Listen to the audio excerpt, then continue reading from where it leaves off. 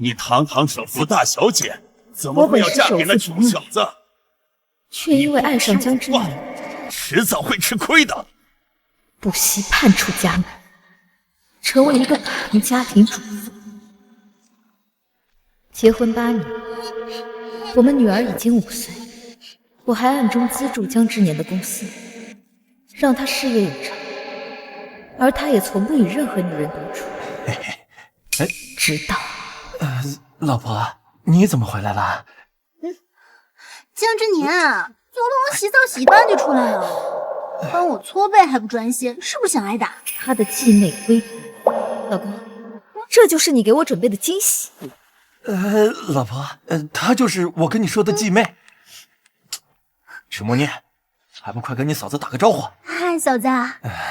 行了，招呼我也打了，你该陪我去洗澡了吧？身为首富千金，我见过不少阿萨的继兄妹，想借兄妹之情混淆男女之别，这种事情我绝不允许。老婆，他今天刚回国，然后手受伤了，我就帮他搓了一下背。你还说呢？我就让你给我搓个背，你怎么动手动脚的？说，你是不是想摸我屁股？我就是不小心碰了一下。不行，我要摸回来。石小姐，难道没有人教过你男女有别吗？你哥现在是我的丈夫，不是你们小时候了。哥，你看嫂子，我刚回来就给我一个下马威。从15岁开始，我哥就帮我搓澡了。那全身上下哪儿我没看过，就连他大腿上的印记也是我帮他搓的呢。这都过了多少年了，你提这个干嘛？老婆，要不我们还是先坐下来聊吧。老婆，默念是我从小看着她长大的，在我心里她就是个小女孩。你这么斤斤计较，是不是有点太敏感了？现在拿着你的东西从我家滚出去！老婆，就算我今天没有去接你和念念，你也没有必要把她赶走吧？我再说一遍，从我家滚出去！嫂子，你有必要这么小气吗？我和我哥那就是正常往来，根本没有你想的那么龌龊。是啊，老婆，我妹今天刚从国外回来，都没有时间收拾房间。你这么晚把她赶出去，她晚上住哪儿啊？所以你是选他了？选我怎么了？嫂子，你是外星人，不知道我和我哥的感情有多深。就算我要睡我哥10几年前早就睡了，根本轮不到你来接盘。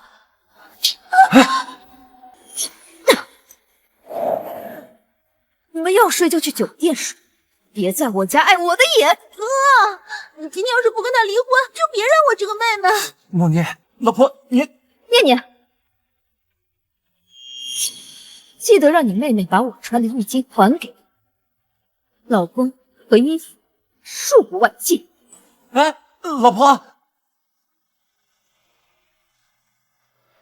老婆，默念她回来没带衣服，我是看你这件衣服很久没穿了，我才借给她的。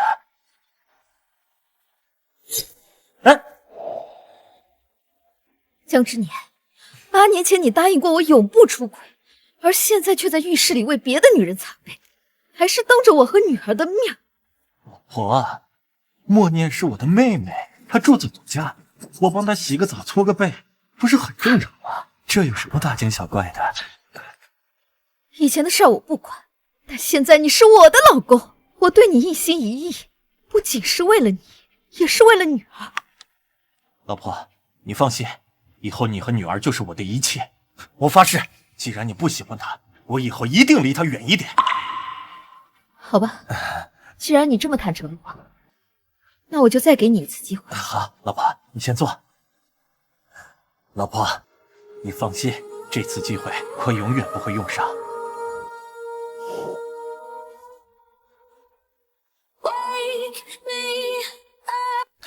江总，这个是小小姐的生日宴邀请函，时间呢是1周后。夫人说让您下午回家呀，帮忙布置一下。放那儿吧。哎，怎么还不走？哎，江总，这夫人说您之前都没参加过，这次啊，您一定不能缺席。我知道了。哎，好啊。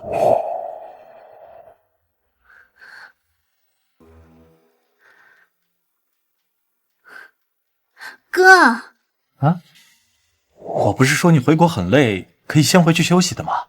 我还不能来公司帮你了。某些人啊，真是有了嫂子就忘了妹妹。我这不是关心你，你这手怎么回事？能有什么事啊？都是我咎由自取。要不是那天我让你给我搓背，也不会惹嫂子生气，也不至于被赶到酒店里。到时候有了红疹，都是我活该。这怎么能怪你呢？那都是你嫂子自己争风吃醋。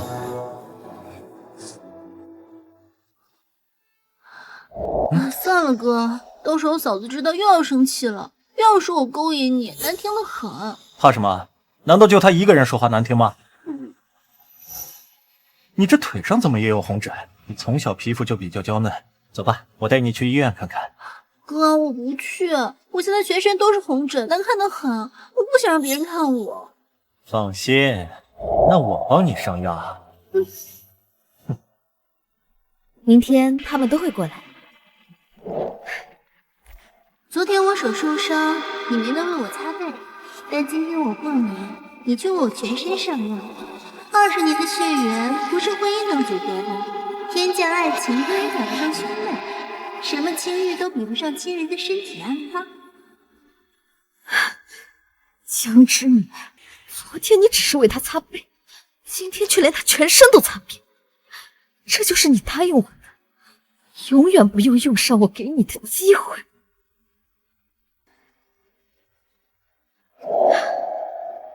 既然你不信守承诺，那就不怪我，不留情面。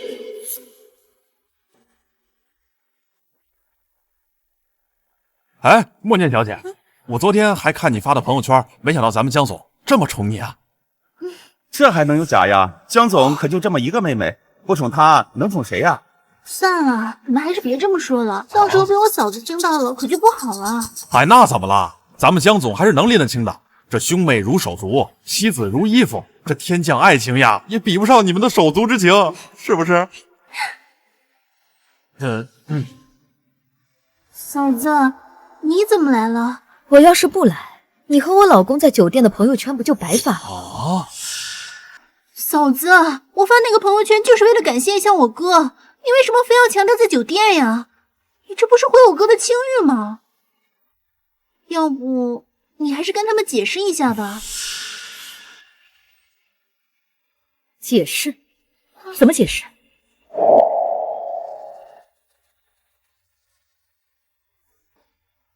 让别人老公在酒店给你上药，石墨念，你就这么缺男人吗？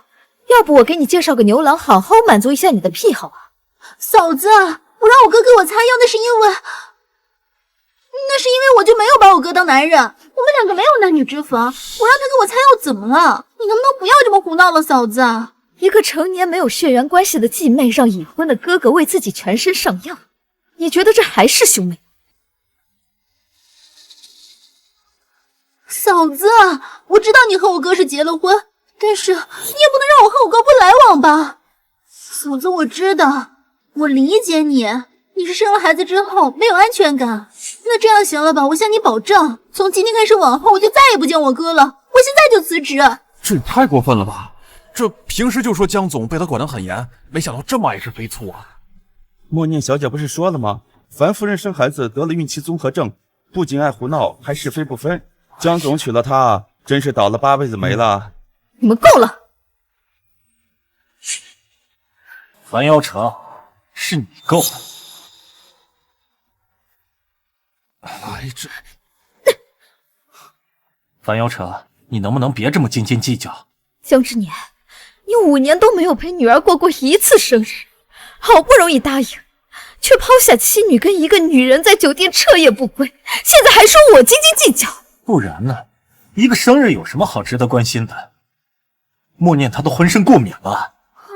念念昨天在客厅等了你1晚上，她都感冒了。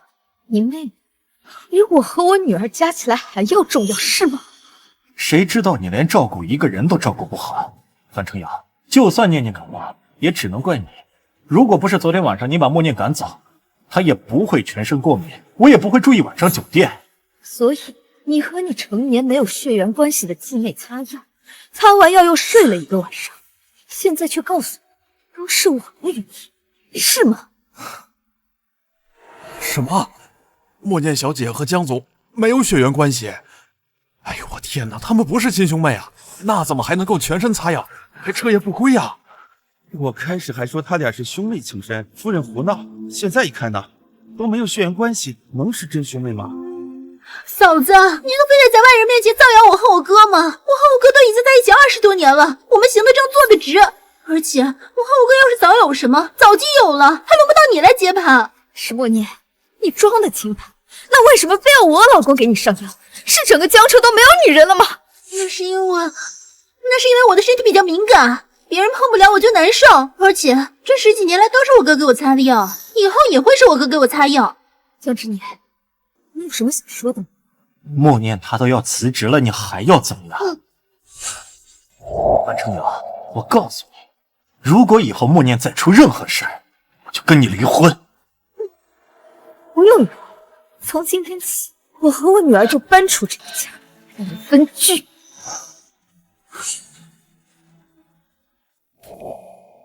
那天后，我带女儿搬出了家。既然江之年选择迟默念，那我们就给他一个冷静的机会。但我没想到，他根本就没想过回头。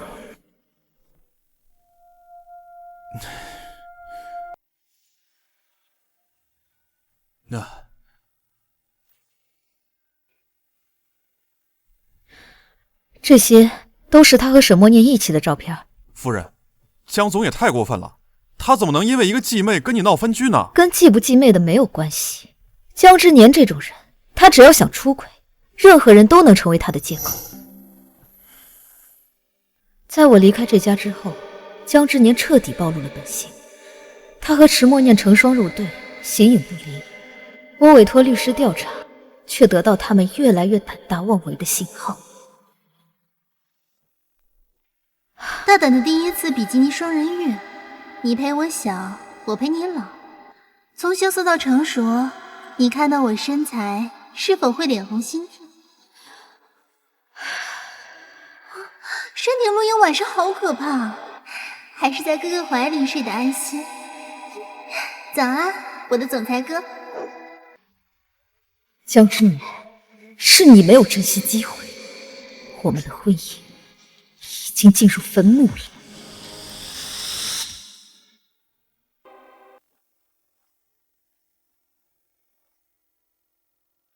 妈妈，明天就是我的生日，爸爸会不会来啊？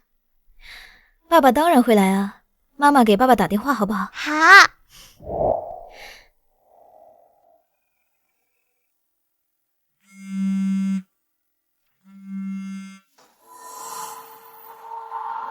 江之年，你看我穿这个怎么样？哈，挺好看的。那我们走。走。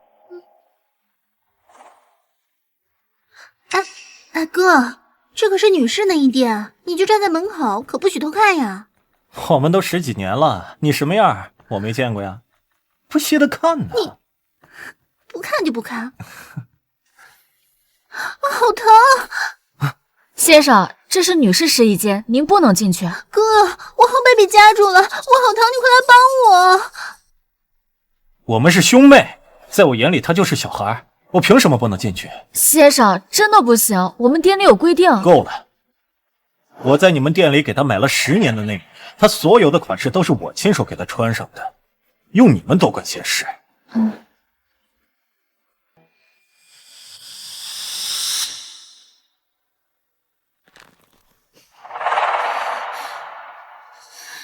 妈妈，为什么姑姑让爸爸给她穿衣服呀？念念，你先去车上等妈妈好不好？妈妈等会儿就去找你。好。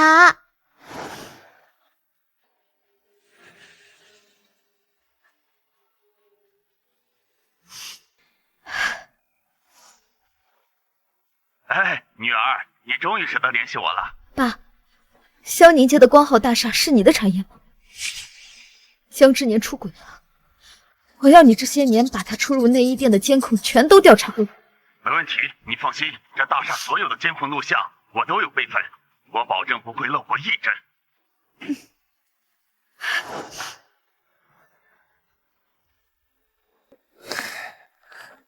抱歉，江总，您是我们店最尊贵的顾客，您可以和池小姐参与我们店的真心话活动，只要你们说出埋藏在心底最深的一件事，就可以免费获得礼品。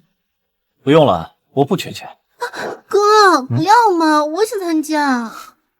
好吧，那我帮你挑一个。你觉得我做过对你最好的一件事是什么？这还用问吗？当然是1年前我在国外事先体验一下当母亲的感觉，你就连夜出国来给我一个孩子啊！这难道还不够好吗？要送就送一个孩子，这才是真正的兄妹，这才是一家人啊！江之年，原来1年前念念发高烧联系不上你的时候，你居然跑到国外和你妹妹苟合！啊，不过哥，虽然我愿意帮你生孩子，但是我可不想带孩子，带孩子又脏又累的，而且还要给小孩换尿布，恶心死了。放心，当哥的还能不满足你吗？既然你嫂子有带孩子的经验，以后咱们的孩子就让你嫂子带吧。你还说呢？就凭嫂子那个吃醋劲，到时候不把我们的孩子扔出去就不错了。你以为江念念的念是谁的念啊？石墨念。8年了，我从来都没有忘记过。樊瑶城不过是你的替身罢了。江之年，是你先抛弃妻女，伤害我樊瑶城的人，我一定会把他送进监狱。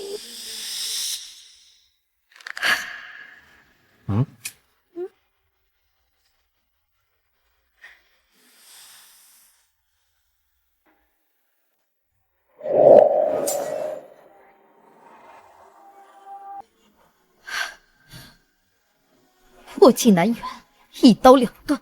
江之年，既然我一开始就是你选中的替身，那从此刻起，我便亲手操办你们江氏兄妹和江氏集团的葬礼。樊小姐，我是听老爷的命令来为你主持离婚事务的。你确定要启动竞争协议，对江氏集团百倍索赔？我确定。樊小姐，这份合同里面还可以启动无限制索赔机制，这样不仅你丈夫的公司，还有他的一切财产都会在24小时之内成为你的所有物，而且他的余生都会为欠你的巨额债务偿还。启动无限制竞争索赔协议，我要亲手夺走江氏兄妹的一切。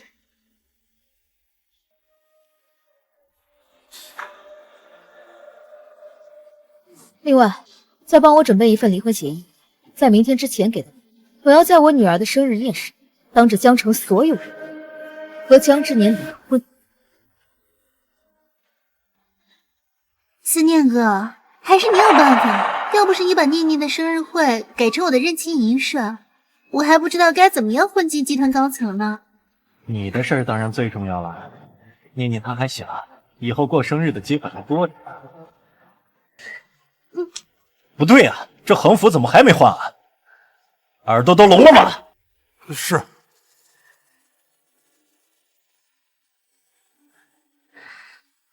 念念，今天是姑姑认亲的大好日子啊！你叫姑姑一声妈妈，好不好？我好姑姑，我有妈妈。江念念，你怎么这么不懂事啊？不要，我有自己的妈妈。小孩子不懂事。哥，今天可是我认亲的大好日子啊！你可别训念念，把念念训哭了，小心我跟你没完。好，我就知道你最心疼念念了。念念，还不快跟姑姑道歉？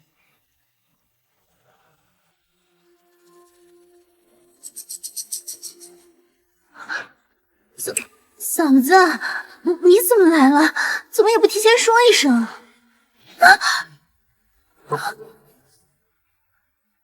石墨念，你以为装无辜就有用了吗？下次我再看到你的脏手放在我女儿身上，我就砍了她。樊成瑶，你够了！我不够，江之年，这就是你说的要对女儿好，把女儿的生日宴改成你情人的认亲仪式，还要为伤害他的人出头。樊城瑶，你闹够了没有？默念只是想跟孩子打个招呼。再说了，他今天刚回国，跟孩子亲近一下怎么了？就是你把孩子教成这样，干什么呢？啊，哥，算了，我不知道嫂子这么敏感，都怪我，早知道我就不应该碰念念了，这样也不会让嫂子有产后抑郁了。石默念，你现在还在装兄妹之情有意思吗？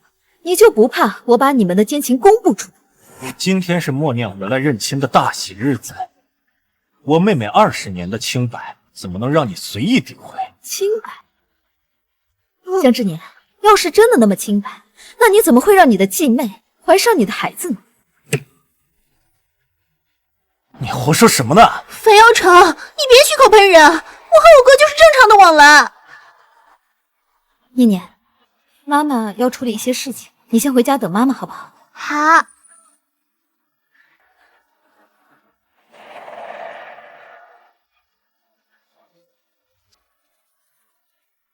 放！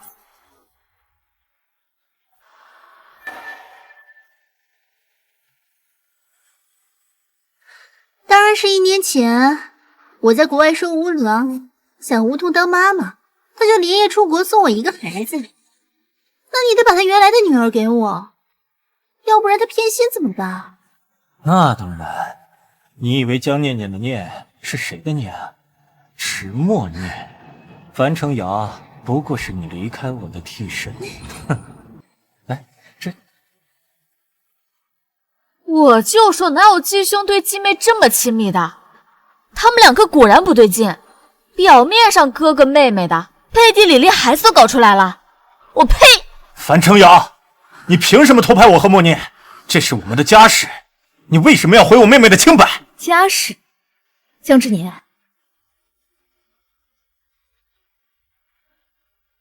从现在起，我跟你没有家，因为我要跟你离婚。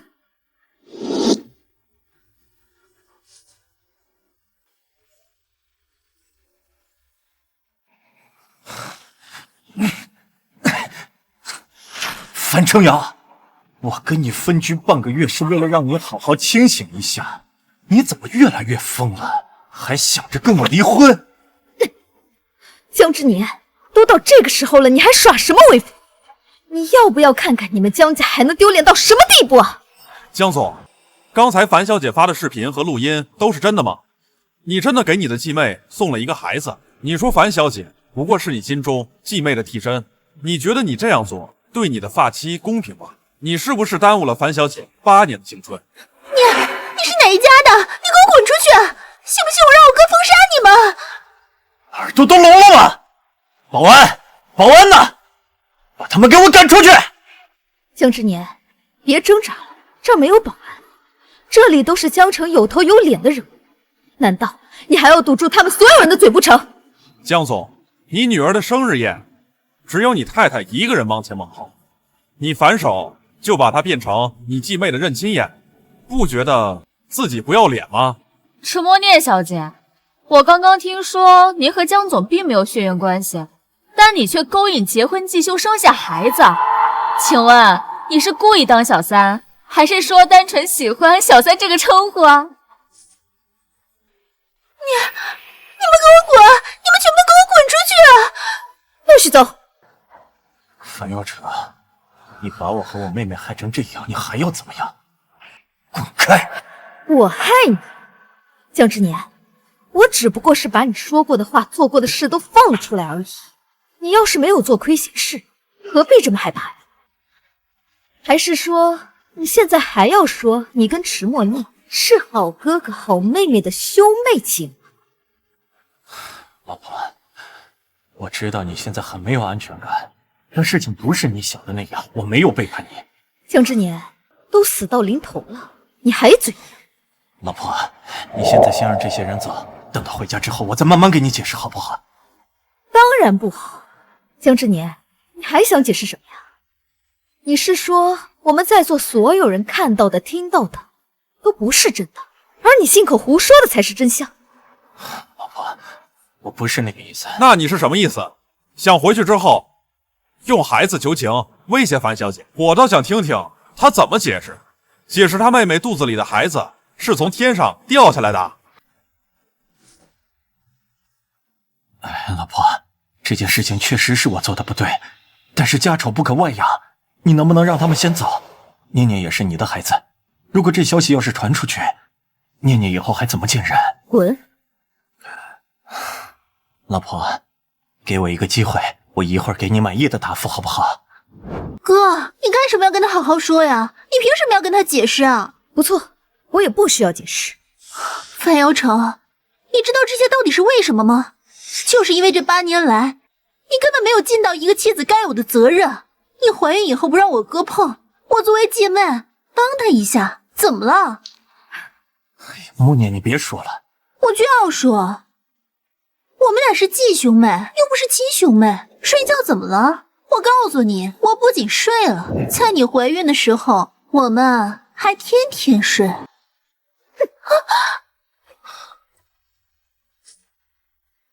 傅瑶城，你敢打我？我打你怎么了？你敢当众说你偷人，我作为正妻还打不得你这个小三了？樊瑶城，你骂我打我可以，但你动我妹是怎么回事？我不仅打他，我还要打你，连你一块儿打。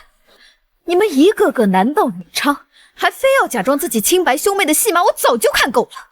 我今天就要让所有人看一看你们到底有多恶心。樊瑶城，你疯了吧？我堂堂一个大总裁在外面睡女人怎么了？再说了，我出去外面又没有乱搞，是你怀孕没办法履行职责，我睡个女人怎么了？江之年，你知道你自己在说什么吗？我说得很清楚，我又不是一直出轨，只是你不能跟我睡觉的时候，我跟默念同个房罢了。难道我还不够爱你吗？就是啊，作为妻子，你不履行自己该有的义务，那我这个继妹来帮你，你不感激我也就算了，怎么还在别人面前诋毁我呢？你不觉得羞愧吗？好，好，好，石默念，我还真是低估你跟江之年的脸皮了。既然你们颠倒黑白，那我倒要问问，你们说只有我在怀孕的时候和分居的时候才睡在一起的，对吗？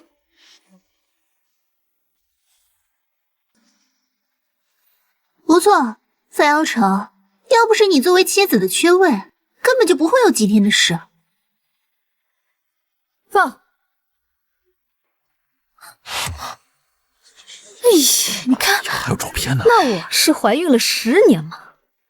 从15岁开始，这10年来，你和池默念出入内衣店的亲密镜头都是假的吗？10多年，从15岁就开始了，这男的还真是不要脸。这女的也是甘之如饴，我看呀，这两人根本就是奸夫淫妇，天生一对。我呸！快把这些拍下来，把它发到网上去，我要让他们被所有人唾骂。樊瑶城，我原本念着咱们夫妻感情不想跟你置气，但你现在放这些照片是怎么回事？我们夫妻一场，你还跟踪我，怀疑我，把我10年前的照片都给放出来了。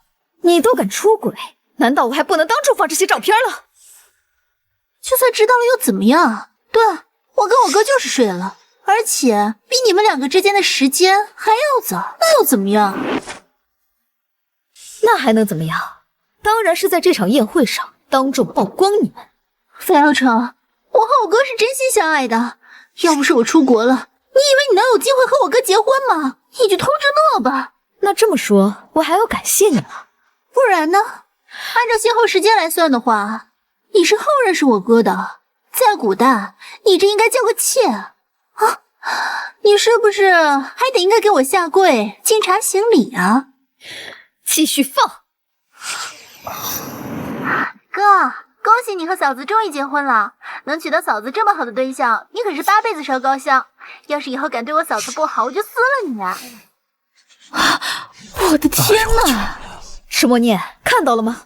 当初可是你求着我跟你哥结婚的，你又看看你现在是什么德行，你就这么贱吗？那么喜欢当小三，还是说你就喜欢娶了老婆的男人啊？够了，樊瑶城，还不够丢人吗？我不够。江之年，你以为你是什么冰清玉洁的人吗？你们两个，一个西门庆，一个潘金莲，都不是什么好货。樊瑶成，我承认我是犯了全天下男人都会犯的错，但我只是在处理兄妹关系这一点出了一点问题。你至于这么咄咄逼人吗？江之年，你现在知道你处理不好兄妹关系了，那你当初是怎么跟我保证的？你说你和池默念之间清清白白，都一起睡了10几年了，还清清白白？我呸！真是侮辱了兄妹这个词。像这种假兄妹我见多了，就是年轻时犯了错，然后故意隐瞒，让别人接盘，真恶心。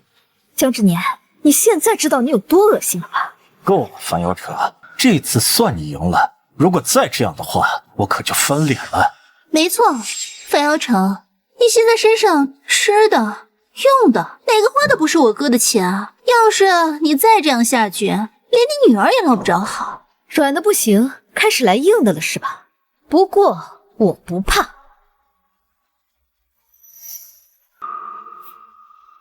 江之年，就算你撕毁了离婚协议，我也有办法。今天这婚我离定了。你还准备了有备份呢，樊瑶成，你真是疯了吧？为了这点小事就要跟我离婚呢？江之年，你背着我和你继妹出轨了10几年，你现在居然跟我说这点事是小事儿？樊瑶成，你作为豪门媳妇，该学的第一课就是忍耐。妄念说的没错，我理解你现在没有安全感，想得到我的关爱和宠爱，但我告诉你，离婚这种手段用一次可以，用多了只会让我感到厌烦。江之年，你能不能不要这么自恋啊？你真以为我跟你离婚是胡闹，是为了让你再爱我一次呀？我告诉你，我樊瑶成离开你，会让你们高攀不起。够了，樊瑶成，默念是我10多年的继妹，你非要看着我俩老死不相往来才行吗？不，以后你跟池默念可以天天睡在一起，因为从此以后，我跟念念再也不想看到你们2个令人作呕的人。樊瑶成，你什么意思？离婚就离婚，带孩子走是什么意思啊？樊瑶成，江念念她是我们江家的孩子，你一个家庭主妇带着女儿，能给她什么好的教育啊？樊瑶成，我告诉你，这个婚可以离，但孩子必须留在我们江家。把江念念留在你们江家，是等你和池默念生下孩子后再欺负她、打压她吗？你说话太过分了，你凭什么污蔑我和默念会做出这种事？哼，那还用说吗？江之年，你把女儿的名字起名为念念，不就是默念的念吗？我听到了，刚刚视频里面江之年亲口承认，他就是把樊小姐当成池默念的替身。像这样的渣男渣女，要是把孩子留给他，还不知道要受多少罪。樊小姐，我们同意你把孩子拿回来。你听到了吗？今天孩子的抚养权必须是我的。你如果不跟我离婚，我就把你和池默念出轨的事情报到报社，让你们俩身败名裂。樊瑶成，你够了！你成天就知道争风吃醋。你现在是江家的人，你知道这件事如果爆出去，对我们江氏集团的影响有多大吗？不错，樊瑶成，你心里只有你自己，根本就没有我哥和女儿。樊瑶成，我最后再警告你一次，你以为你不顾一切我就拿你没办法了？我告诉你，我只是因为我对你的爱一直在容忍。你信不信，只要我一句话，我就让你的计划全部化为乌有。江之年，你可以试试。诸位，我江氏集团已经拿到了首富家族樊氏的1000亿投资，各位如果还想在江州混的话，应该知道怎么做了。这樊氏真是瞎眼了，竟然投资这么一个渣男。樊氏可是首富家族，有了他们的支持，这江氏集团还不是为所欲为？江之年，你可知道樊氏集团的1000亿投资是我千辛万苦在我爸那求来的？你不仅背叛我，还利用我的权利来掩盖你和池默念的奸情。这一次，我要让你失去一切。老婆，你都看到了吧？你老公可是连樊氏集团都能看中的人中龙凤，风流只是我的一个小毛病罢了。是不是我最近对你的关注太少了？我答应你，以后每周我都抽出1晚去看你和女儿，好不好？嫂子，我劝你还是见好就收吧。我哥都已经对你说好话了，再闹下去，可就没有办法收场了。还愣着干什么？赶紧回去吧。今天的事我可以当做没有发生，但是你要记住，我江家的名誉不是你争宠的工具。不错，樊耀成，要是再有下次，我哥可就要把你扫地出门了。樊耀成，你真疯了吧？我在想，你们两个怎么做到普通又自信？我从来就没有看上过你们江家的财富和地位。我来这里唯一一件事，就是让你们俩身败名裂。嫂子，你怕是不知道樊氏集团吧？连一个工作都没有的家庭主妇，离开我哥，就只能做保姆的下等人，哪来这么大的口气啊？好了，樊瑶成，今天的事到此为止，现在立刻回去，要不然我让你净身出户。江之年，我可算知道什么叫做白眼狼了。我养了你8年，不断求资源，把江氏从小供养到大，你竟然让我净身出户！嫂子，我知道你生完孩子之后有了产后抑郁，但是你也不能胡说八道吧？你一个家庭主妇，怎么给江氏集团拉来的投资啊？樊瑶成，商场投资不是去商场买菜，不是给客户随便发消息，就过节问候一下就够了。算了哥，你也别跟嫂子说了，我看她呀，应该是这里出了问题，我们还是赶紧把她送到精神病院吧。默念，还是你看得清楚啊？咱们居然跟一个精神病聊这么久，真是太蠢了。大伙儿都看清楚了吧？我老婆因为产后抑郁得了这个抑郁症，所以捏造了这些事实来污蔑我。大家出去应该怎么说？心里应该都知道吧？还能怎么样？来人，把这个女人送去精神病院！我看谁敢！江之年，我以前只以为你出轨是个绣花枕头，没想到你居然是个这么恶毒的人渣！老婆，我知道你现在精神出了问题，你放心，你现在说的任何话我都不会记得。等你进了精神病院，你就知道该怎么跟我说话了。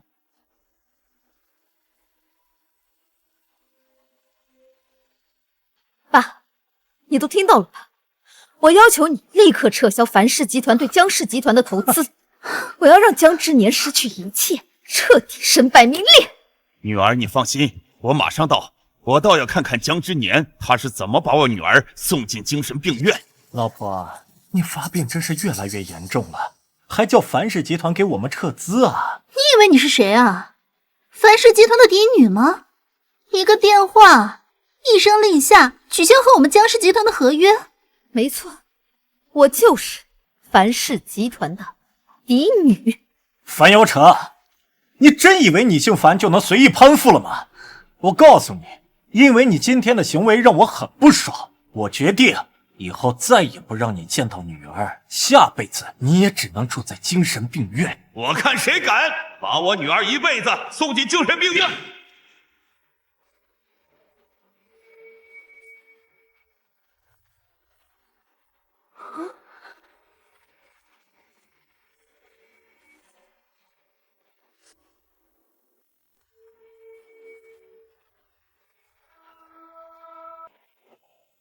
女儿，你怎么了？是不是受到什么委屈了？爸，我没事儿，是女儿不孝，那么多年都没有去看过你。只要你过得好，没见我没关系。江之年这个混蛋把你害惨了，这一次我肯定不会让他好过。樊瑶成，你要请演员也请个专业点的好吧？请这么个穷酸老头，就他这样，能说动樊氏集团制裁我们江氏集团吗？我怎么这么不信呢？哥，说不定不是演员，你看他们俩那么亲热，说不定是嫂子找的干爹呢。好你个樊瑶成，整天说我出轨，原来是你以己夺人。就凭你婚内出轨这件事儿，咱俩离婚，你1分钱都别想拿到。对，没错，而且不止你1分钱别想拿到，你还得把我哥这8年来给你花的钱都还回来。住嘴！哟，这老头儿还挺会保护自己的小三儿啊，捡个垃圾真当破烂了。你知道我睡了他几年吗？8年。你敢打我？你知道我是江氏集团的总裁吗？打的就是你江氏集团的总裁。你知道我背后站的是樊家吗？你到底是谁？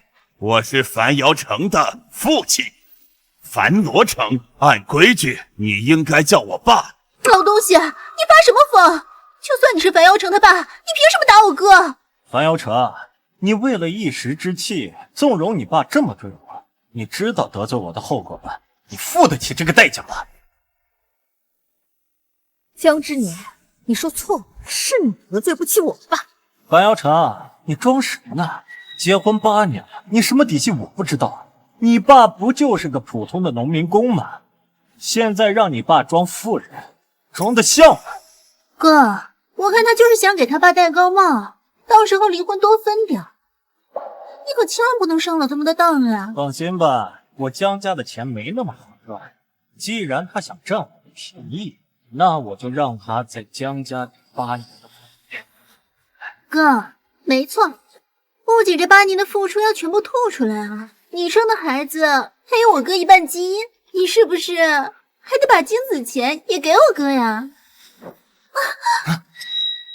你敢打我！我樊罗成平时与人为善，不打女人，像你这种下贱的女人就不配做人。哥，你快为我报仇！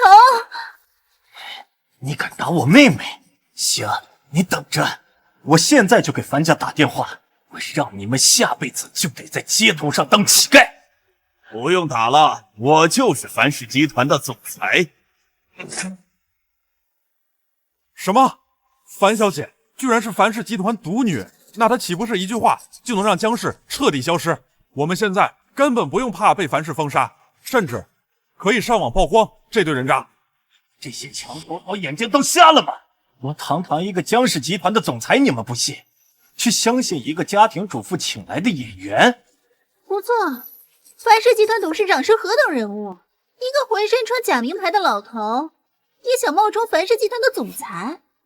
江之年，石墨念，我现在也懒得跟你们2个井底之蛙争辩，反正从今日以后，江州的商业集团必定再无你们江氏的一席之地。虚张声势，你也就这点吹牛皮的本事了。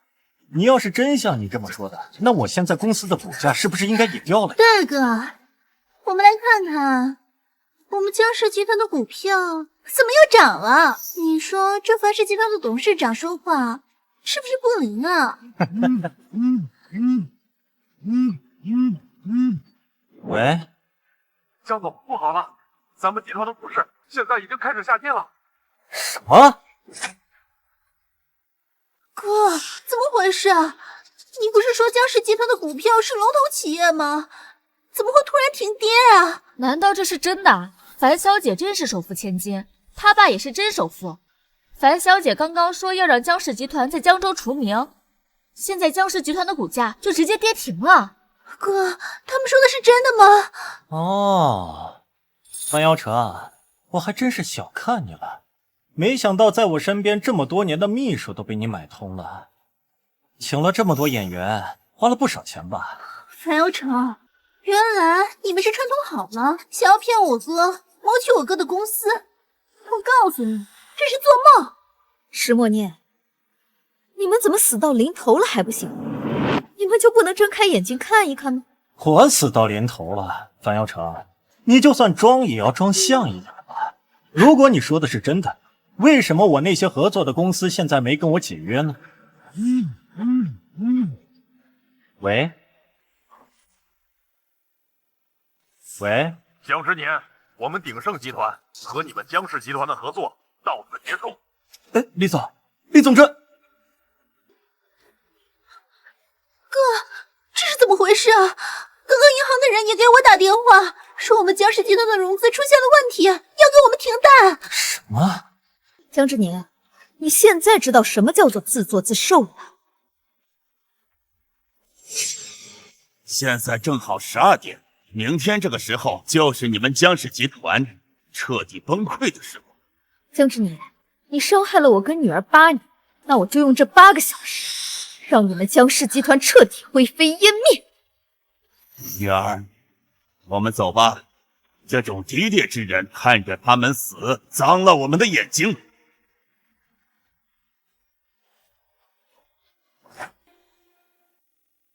哥，嫂子她该不会真是樊氏集团的嫡女吧？是不是我害了你？放心，我跟你嫂子在一起8年了，她什么样的底细我不知道吗？她就是故意让宴席上这些宾客在网络上散播谣言，从而降低我们的股价。那这么说，我们江氏集团的股价下跌，跟她没有任何关系啊？没错，我们2个人出轨的事儿，现在在网上已经是热搜第1了。那些投资人就是看到这些消息才撤资的。没事儿，我已经请了樊氏集团的投资人，只要等他一到，我们公司的股价就会立马上涨，说不定还能大赚一笔。那他们刚才说的那8小时的时限也是假的了，因为我们江氏集团的股价根本就没有问题。等这段风头过了以后，我们江氏集团在江州的企业当中照样还是龙头。樊瑶成想通过这件事来吓我，在离婚时多分财产，简直就是白日做梦。哥，樊阳成刚刚和他爸该不会是回别墅搬东西去了吧？有这个可能。走，跟我一块回去。这一次我要让他净身出户，女儿和钱一样都带不走。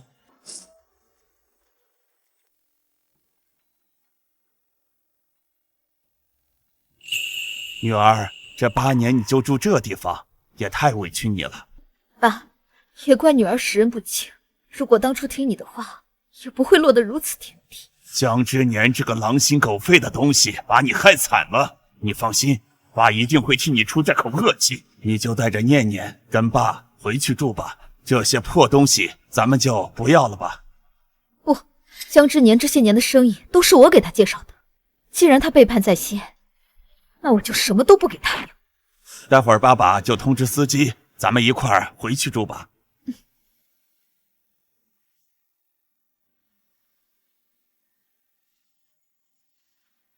住手！樊大小姐，刚刚在宴会厅的时候，你不还是挺得意的吗？啊，说自己是什么首富樊家的嫡女啊？怎么还要回来偷偷我哥的东西吗？哼，樊瑶成，要不是默念提醒我，我还真没想到你在宴会上虚张声势是为了偷偷转移财产，这下人赃并获，我看你怎么收场。啊哥，我要是没记错的话，入室盗窃可是要坐牢的吧？樊瑶成偷了咱们家这么多东西，那他没个20年，监狱应该也不会放他出来吧？没错，没错，这别墅里的任何一件东西，没有一件是低于60万的。樊瑶成，你真是送给了我一个好把柄啊！嫂子，你放心，到时候等你入狱了，我会好好帮你照顾念念的，一定不会让他知道有你这么一个当小偷的亲啊！江之年、石墨念，你们俩还真是厚脸皮啊！先不说这个别墅是咱们的共同财产，就算是离婚，那也应该是属于我的。你凭什么厚脸皮说是你的东西啊？就凭你会净身出户？樊瑶成，你不过是一个家庭主妇，以为在宴会上装首富嫡女就能吓唬我？我告诉你，没门儿！我江家的钱，你一分都别想拿走。对了，嫂子，鉴于你刚刚在宴会厅的表现，我和我哥一致决定让你净身出户。你现在知道后悔了吧？如果当初你要对我和默念睁一只眼闭一只眼，说不定现在还能住在这个别墅里面休养。现在只能在街头当乞丐了吧？你们凭什么欺负我？难道就是因为我是一个没钱没势的家庭主妇？一点不错，这个社会就是弱肉强食。樊瑶成，你不过是一个家庭主妇，本来就只能做我的附庸。就算我江之年出轨了又怎么样？我江之年有钱。好，江之年，谢谢你让我知道了我这8年的付出有多天真，有多恶心。那好，既然你们欺负我这个没钱没势的家庭主妇，那我这个家庭主妇也欺负你们，让你还有你们兄妹俩彻底失去一切。范瑶成，你疯了吧？你拿什么和我对抗啊？就凭我在宴会上让你们江氏集团的股价跌停，还不够吗？不过是一些桃色新闻罢了，能维持多久啊？这个世界是权力和财富的世界。我告诉你，3天时间，我让我们江氏集团的股价重新涨回去。哥，嫂子，你要知道，现在有钱人哪一个没有一点桃色新闻啊？而且大家也都不会在意啊。就算你今天在宴会厅得意了一下，把这个事情公之于众，爽了一下，但是那又怎么样呢？你到时候还是要回归到底层人民的生活，而我和我哥还是要在大平层里面潇洒度日呢。你们说的没错，但你们忘记了最重要的一点，我不是什么家庭主妇，而是货真价实凡世嫡女。樊瑶成，你够了！你到底还要用这个身份装多少次啊？我装？那不然还是我装啊！樊家嫡女的身份是何等尊贵，别说你了，就连我见一面都难。你不过是给我当了8年保姆的全职家庭主妇罢了，你拿什么和樊家嫡女比较？年老色衰，不堪入目。哥，好了，他现在已经沉浸在自己的世界里无法自拔了，你跟他讲不通的。对了，哥，你不是说待会儿樊氏集团的投资经理要来吗？到时候有他做靠山，把我们江氏集团的股票直接抬起来，到时候再告诉他有人冒充樊氏集团的嫡女，你说樊瑶成这不就完蛋了吗？没错，樊氏集团最看重的就是企业形象，像这种毁坏樊氏集团声誉的人一定会受到严惩。樊瑶成，你这一次彻底完蛋了。江之年，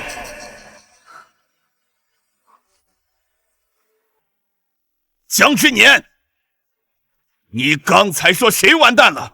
刚才在宴会上没把你训斥够，你敢在我的面前威胁我的女儿？老头儿，你跟你女儿真是行骗的一路货色。怎么着？以为在宴会上虚张声势就能吓到我？我告诉你，今天你们俩谁都别想走出我们江家的大门！放肆！老东西，你敢打我？我不仅打你，我还赏你一巴掌！我操！哥，这个家伙他老糊涂了，咱不跟他一般计较。等会樊氏集团投资经理就来了，到时候这2个骗子都得完蛋。行，老东西，你给我等着！喂，樊经理，您到了吗？那麻烦您快一点啊！这儿有2个人冒充你们樊氏集团的人，有一个冒充樊氏集团的嫡女，还有一个敢冒充樊氏集团的董事长。我刚才已经被这2个人打了好几个巴掌了，你一会儿来一定要替我出气啊！哎，好的，樊经理，我等您。放心，我一定拖住他。你们2个骗子都听到了吧？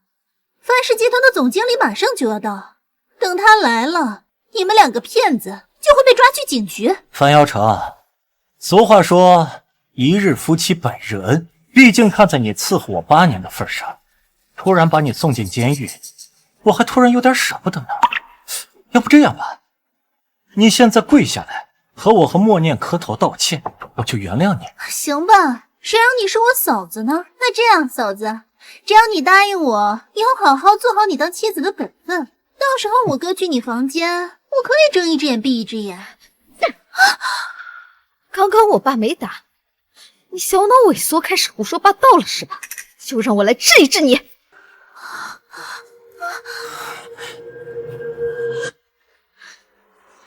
是谁敢冒充我樊氏集团的大小姐呀？哎，小姐，樊经理，就是这个女人冒充樊氏集团的嫡女，我刚刚已经狠狠地羞辱过她了。你是说这位樊小姐是在冒充我们樊氏集团的大小姐？没错，不只有她，还有一个老头还在冒充你们樊氏集团的总裁。他爸也来了。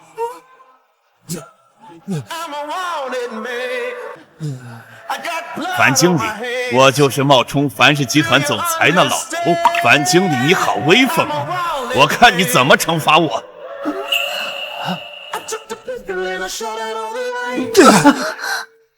江之年，是谁告诉你我们董事长和大小姐是假冒的？真是狗眼看人低，有眼不识真龙啊你！樊经理，你这是什么意思啊？你没听清楚吗？刚才已经说过了，这位樊小姐就是我们樊氏集团的嫡女，而她的父亲当然是我们樊氏集团的董事长。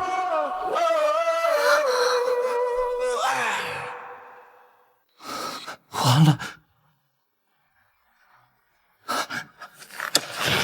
老婆，我错了，我以后再也不胡言乱语了，我再也不乱说话了，老婆，我求求你原谅我好不好？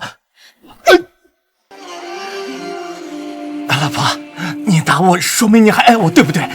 老婆，我错了，你原谅我好不好？再给我一次机会。我打你，是因为我嫌你脏。你现在的行为在我眼里就像一只烦人的苍蝇。江之年，你别痴心妄想了。这8年，我女儿为你付出了一切的代价。从今天起，我樊家和你只有仇恨，没有感情。祸尽南辕，江之年，是你先背叛我在先，那你就不要怪我不留情面。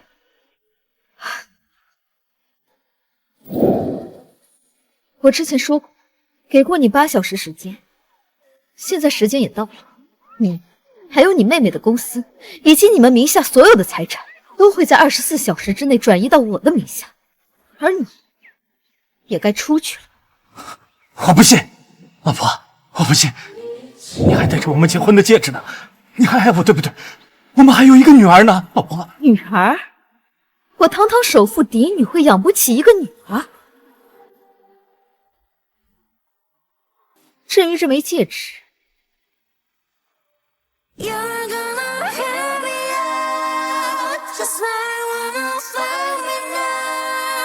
对我而言，就像和你以后的人生活，跟我毫无关系。樊经理，麻烦你处理后续，江氏的一切财产都归我女儿管。至于无关紧要的人，他们也无法赔偿我樊氏集团的债务，也该抓去坐牢了吧？是。